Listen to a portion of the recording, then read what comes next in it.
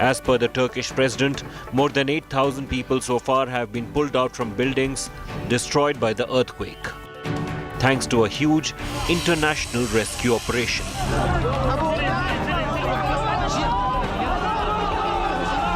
While the death toll continues to climb unprecedentedly, the hospitals have become the epicenter of the great disaster. They have been overrun with patients and are receiving survivors who have sustained severe injuries and suffered significant trauma, both physical and psychological. No matter what the magnitude of this catastrophe is, search crews have refused to give up the quest for survivors. As survivors are the only sufferers and time is the only healer for Turkey and Syria. This is the famous Bosphorus Bridge behind me. The bridge that connects Europe to Asia, and that's the Bosphorus Strait. Now this place usually is crowded. It's packed with tourists from Europe, Asia and perhaps across the world. But right now, it's not just the sky that's overcast. People here are depressed. After all, more than 37,000 people have lost their lives in this devastating earthquake. But while there is gloom, while there's despair, there are also stories of hope. Like this 77-year-old man who was rescued after being buried for more than 212 hours in the rubble. It's the army that had a special team, and several such teams have been deployed across the southern and central part of Turkey. They successfully rescued him. He's again been taken to hospital. But there's also another apprehension. The fear of PTSD or post-traumatic stress disorder. Not just for those who were buried under the rubble, not just for those impacted by the earthquake, but also those who were engaged in the task of rescuing people. It's been more than a week, but rescue efforts continue in quake-hit Turkey. From under the rubble in Adıyaman, a 77-year-old woman was rescued 212 hours after a 7.8 magnitude earthquake struck Turkey and Syria. Fatma Gungor had been under the wreckage when the rescue team pulled her out. This 42-year-old woman was rescued 222 hours after being buried in the rubble of a building that collapsed in a devastating earthquake in Kahramanmaraş. After 203 hours, this woman was rescued from the rubble of a building in the southern Turkish city of Hatay.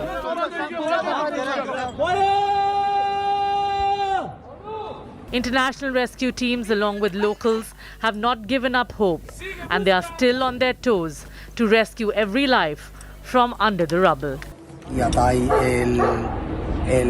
We arrived here in Hatay on Saturday, and since then we have not stopped seeing how there are people who are being rescued alive every day.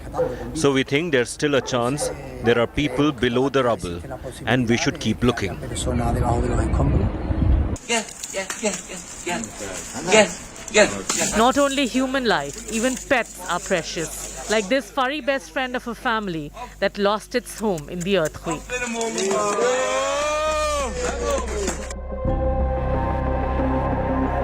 The combined death toll in Turkey and Syria has crossed 41,000. UN authorities have said the focus of the aid effort has now shifted to helping people struggling without shelter or enough food in the bitter cold. But rescuers are still pulling survivors out more than a week after the quake hit.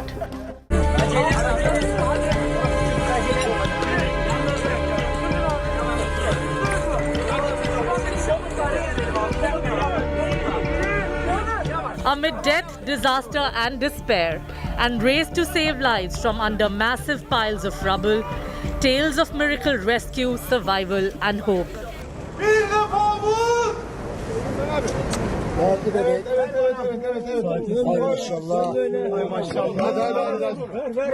2-month-old baby was rescued from under the rubble in Turkey's Hatay on Saturday.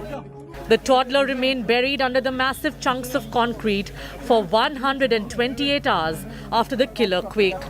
After desperate search for survivors, rescue workers traced the baby and painstakingly brought the child out alive.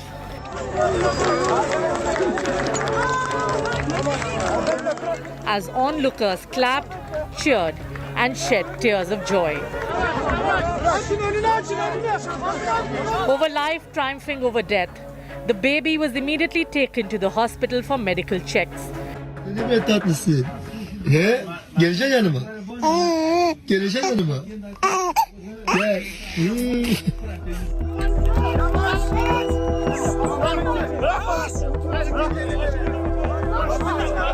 A 9-year-old boy was pulled out alive from the ruins of a collapsed building in Turkey's Gaziantep nearly a week after the quake.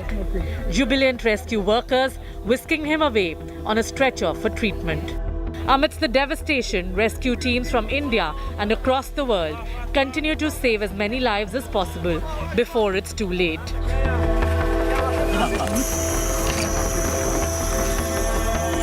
Earlier, a 19-year-old woman was rescued after spending over 120 hours under the rubble in Kahramanmaraş. The woman was heard shouting, "I'm alive," when search teams managed to locate her. She was surrounded by rescuers before being taken to hospital on a stretcher.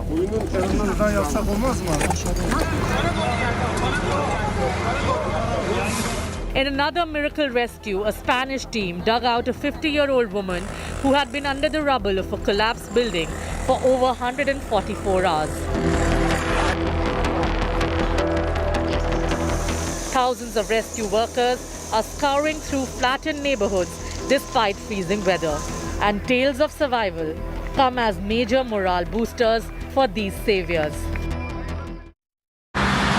Be it a 65-year-old man, a 2-year-old child, or this 13-year-old teenager rescued in Hatay, each story is that of sheer grit, determination, and the will to survive against all odds. According to emergency rescue workers, this 13-year-old teenager was actually smiling when health workers reached him. And they asked him, he had no hope, he had no food, no water, but what made him go on? He said he knew he would be taken out, he would survive because he has something to look forward to. We tell you more in this report. 13-year-old Mustafa was pulled from the rubble of a destroyed building in Antakya more than 228 hours after the deadly earthquake hit southern Turkey and Syria. Another teenager was rescued in Kahramanmaraş after 10 days of being buried under collapsed debris in the epicenter. There is no other joy than hearing the voice of a survivor. It is nothing that I can explain. There is no other happiness than taking the person out and handing them over to their families. I mean, I wish we could get everyone out without any injuries. But more than 10 days after, hope for survivors is now dim. It's time to demolish the collapsed concrete and clean the debris. Holding pickaxes and shovels, Turkish miners have joined this operation from day one.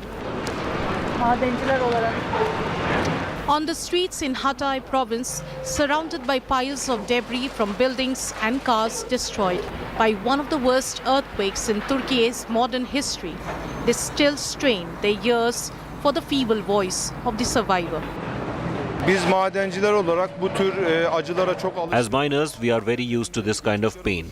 We also see demolition in our mines. So this is not an area that we have difficulty in. We can enter the collapsed areas by making fortifications. Here too we have been working hard since day one. Sometimes with 2 or 3 hours of sleep. We get a call at night. Join the task for rescue.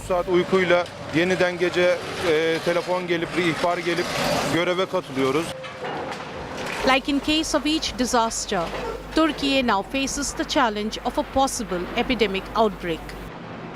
The province of Hatay is one of the worst hit areas. It now faces the threat of disease outbreaks after water and sanitation infrastructure was severely damaged. On top of that, there are shortages in medical resources and staff after at least 2 hospitals in the region collapsed. Another worst-hit area is Adiyaman province. One of its southern villages was evacuated after a large rock split in half when the earthquake hit the area. The tremors made the rock split into 2 parts in the mountainous village.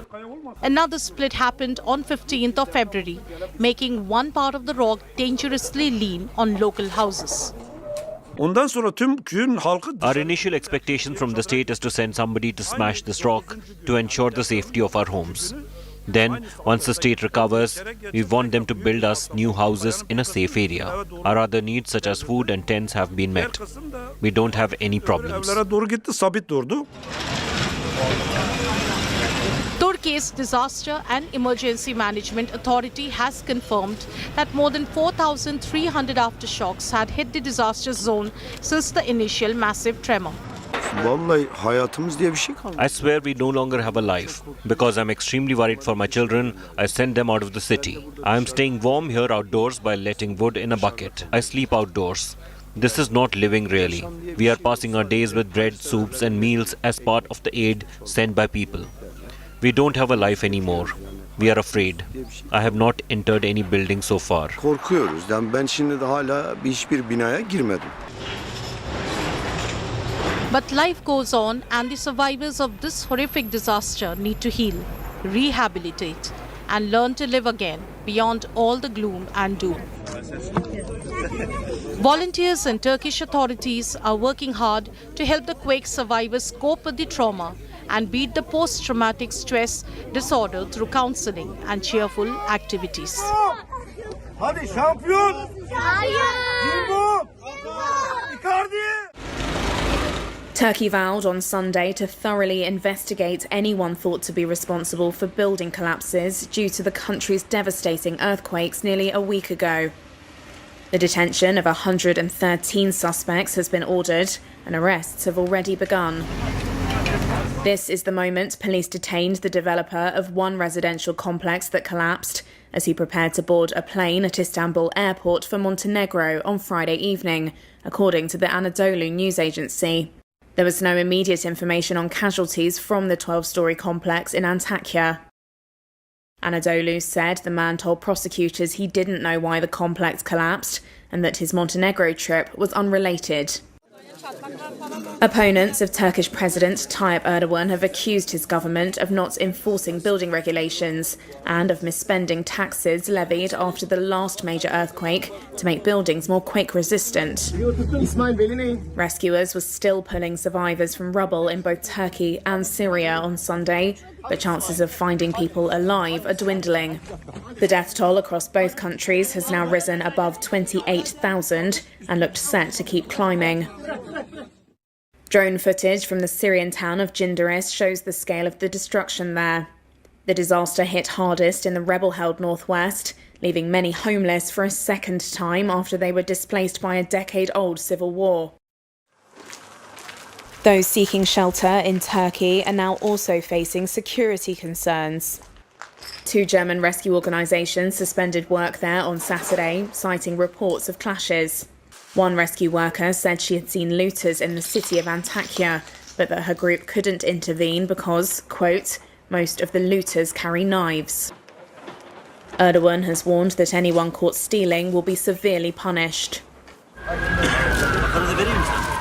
The president has acknowledged problems with the relief effort, but says the situation has been brought under control. He's called for solidarity and condemned what he called negative politicking. For rescue workers, it wasn't just a race against time. It was also an effort to keep the morale of those buried under the rubble high. And how did they do that? By constantly being in touch with them, by constantly communicating with them, speaking to them. In one such instance, firefighters in Hatay province, they spotted a man, a 65-year-old Syrian man, buried in the rubble. Piece by piece, they removed pieces of concrete, but they were in touch with him constantly. They kept boosting his morale, saying, don't worry, we see you, we spot you, talk to us, don't be scared, we will bring you out alive.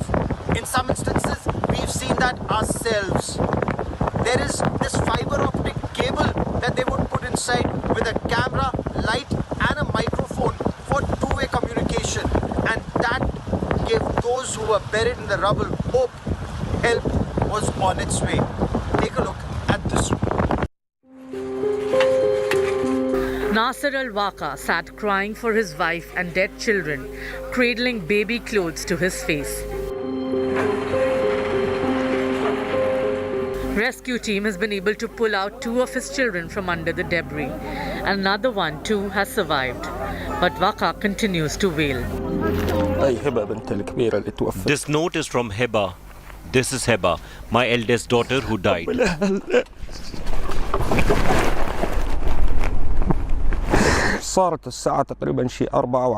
It was around 4:10 a.m. The house shook. We are used to airstrikes. We are used to rockets, to barrel bombs. This is normal to us. But an earthquake, it's a God's act. This is the first time this happens with us. Syria has been embroiled in civil war since 2011. This decade-long conflict has pushed many Syrians to seek refuge in different countries. Next-door neighbor Turkey has the most number of Syrian refugees. The 6th February earthquake hit the conflict zone of Syria and South Turkey the hardest. I'm not sleeping at night, trying to provide for my kids. When the car shows up, 1,000 people in need rush to it. What would then be left for us? Should you stay with your kids to watch them, or you go to bring them back food? The situation is really bad. The conflict politics is obstructing aid to quake-hit regions.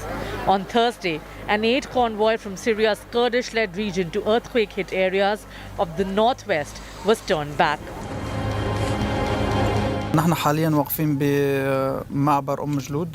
are standing at Jalad crossing, the 0 point. The convoy carries fuel and humanitarian aids such as blankets, which will be given to areas at northwest Syria. There are 30 fuel trucks which will be given to humanitarian organizations or the white helmets in the northwest of Syria. There will be another convoy that will cross towards the areas controlled by Syrian government, which will be distributed to our families who have suffered from earthquake. The convoy attempted to go from a region held by the Kurdish-led Syrian Democratic Forces into an area under the control of Turkey-backed rebel factions. But 12-year-long enemies that have fought numerous bouts of conflict during the Syrian war stood in the way for relief at a grim moment.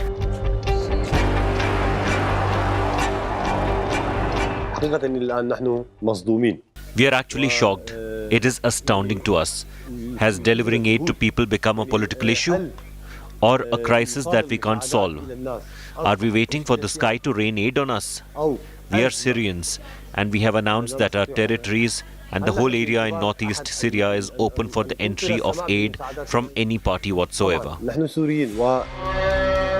The Imam at the first Friday prayer since the tremors caused massive destruction couldn't hold his tears back. On ground, Syrian volunteer organizations White Helmets, busy in rescue and relief, are angry with the UN.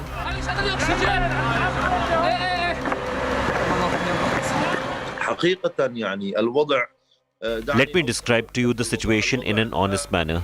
The situation in Syria now is catastrophic. If we want to talk about the role of UN, we can say it's catastrophic. The UN should now apologize to the Syrian people for the lack of help it provided and for disappointing the Syrian people and for siding with the criminal in Syria and for leaving the people without food and shelter.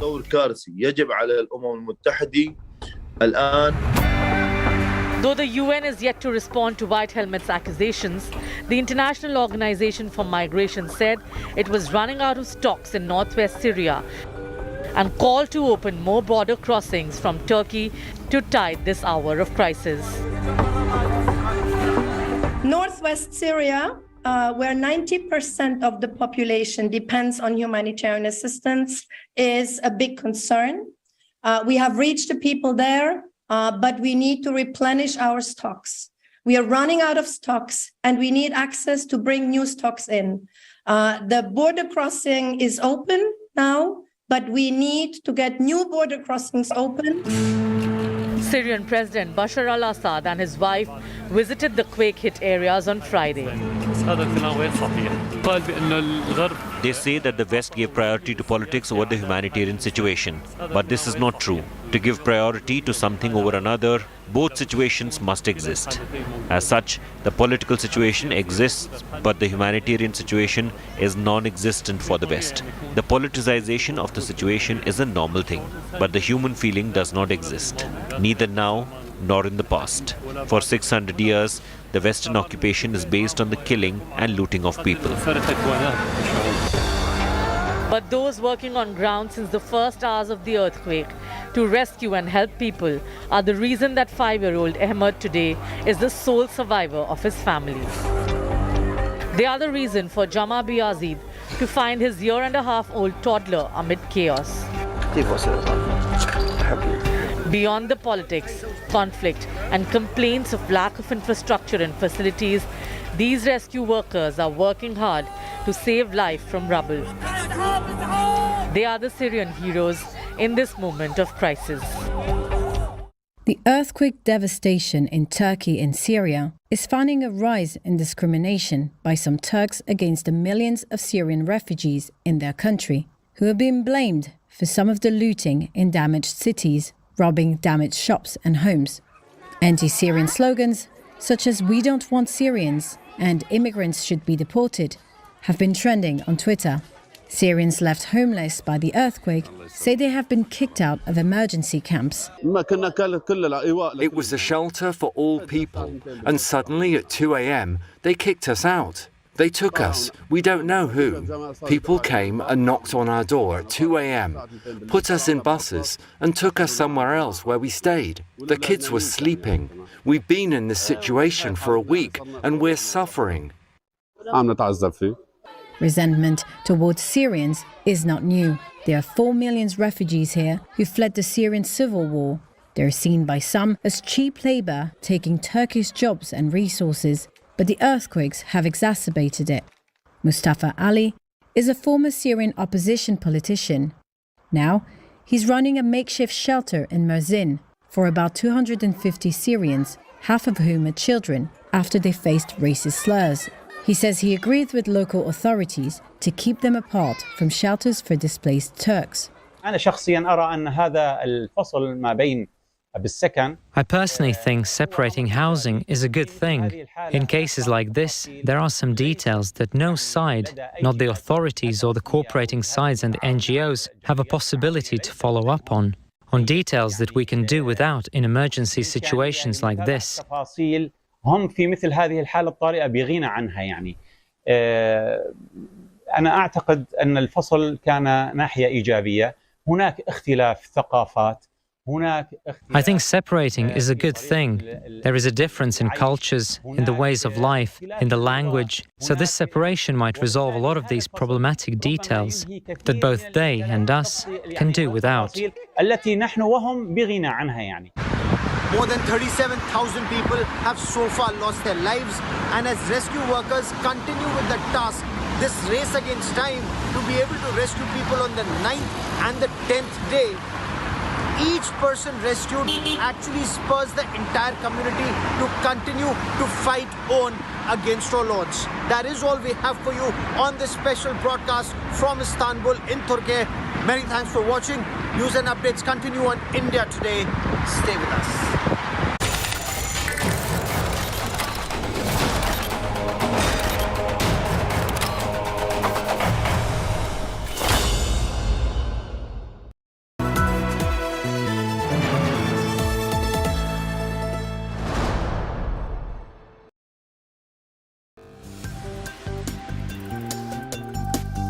All successful people worked hard, nothing comes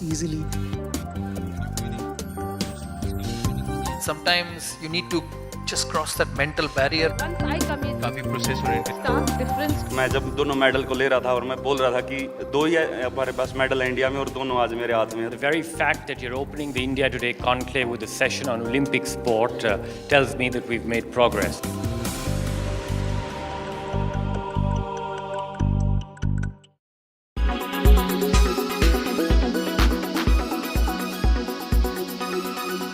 Mean for Air India? It's one thing for Joe Biden to say million jobs, 44 states. What does this really mean for India and more importantly Air India? Rajdeep, I couldn't get your question, I think, because the sound is a little low. Can I repeat it? What does this mean for Air India and India? We know what it means for the Americans are claiming it means jobs for them, but what does it really mean for us? Oh, it's a great thing for Air India and for India. Let's put it this way. India has been a growing market for more than 10 years now. But all of the market was being taken away by the Gulf carriers and the Southeast Asian carriers because India did not have an airline which had the wherewithal to add capacity at the pace at which the market was growing. Air India having been disinvested, now with the Tatas, they have the wherewithal, the funds, the resources, the vision. And they made it very clear when they regained control of Air India that they will make Air India a world-class airline. And in quest of the same objective, they're moving with 470 aircraft order. What does it mean for the Indians? A, people in India, connectivity from their cities. Option of another airline besides the Indigo, which dominates the domestic skies. For the international Indian diaspora abroad, connectivity. At the moment, Air India operates 47 flights a week to United States, 5 cities. There are many cities which are not served in United States where you have large Indian concentration. So once you have a 70 long-haul, large-capacity aircraft inducted, you will see this emerging that Indians will start patronizing. Why waste your time in Dubai, Abu Dhabi on your way to India or on your way out of India? So this is the one big objective. Second is, where are the jobs going to be created when you have Indian carriers? Or if when the Emirates take away, they hire the pilots, they hire the cabin crew there. When you have an Indian carrier operating, growing at the way Tatas are proposing to, jobs get created in India. Pilots, cabin crew, maintenance engineers, everyone. So it's a total win-win situation for the Indian You don't see any downside? You don't see any downside at all in the fact that maybe in this expansion, first you've got to get the branding right. You're going to have to ensure that Air India gets its branding, revives its image before it's able to compete globally with the likes of Emirates. Rajdeep, let me explain to you here. Air India, ever since it came under Tatas, has been expanding operations. The first mode they adopted was the leasing of aircraft. Then they have been able to restore some of the aircraft which were on ground for want of spares because their vendors were not paid during the government ownership of Air India. The third phase is the induction of new aircraft. 25 737-800s, 6 Airbus 350s will be inducted in the second half of this year. Now, your question, should you wait for the perception to change and then bring in? By the time the stranglehold of the other airlines will only increase. The faster Air India goes, the better perception will change gradually. The product quality that the new aircraft will offer will match the best in the world.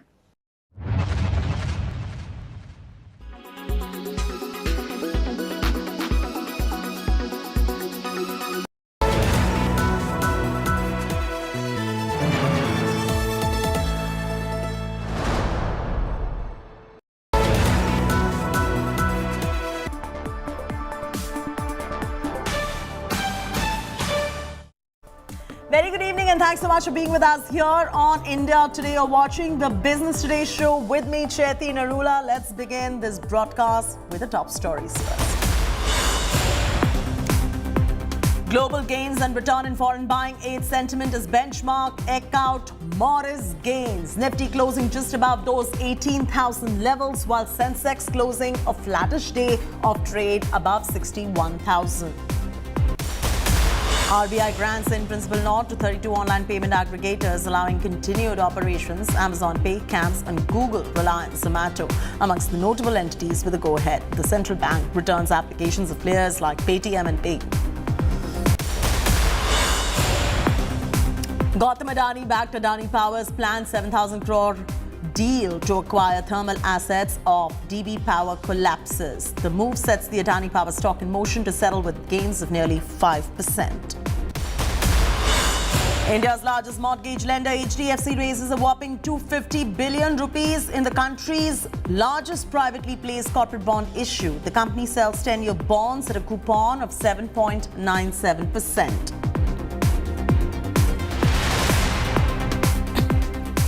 A quick look at how the markets fared today. Let's begin with the benchmarks maintaining stance in the green on the back of a positive global cues and sentiment moving return of the foreign investors. The Sensex clocked in a 44-point gain to settle above the 61,000 level, 61,319 to be precise. Meanwhile, Nifty saw a flattish close. You can see that on your screens, albeit in the close with a marginal 20-point gain. The day belonged to the broader markets, in fact, which spotted a second day of modest gains worth 0.7%. Amongst the gainers, we had ONGC, Tech Mahindra, Apollo Hospitals, Divis Lab and Nestle. Let's bring you the losers. Top Nifty losers on your screens: BPCL, Bajaj Finance, M&M, Eicher Motors, HDFC Life,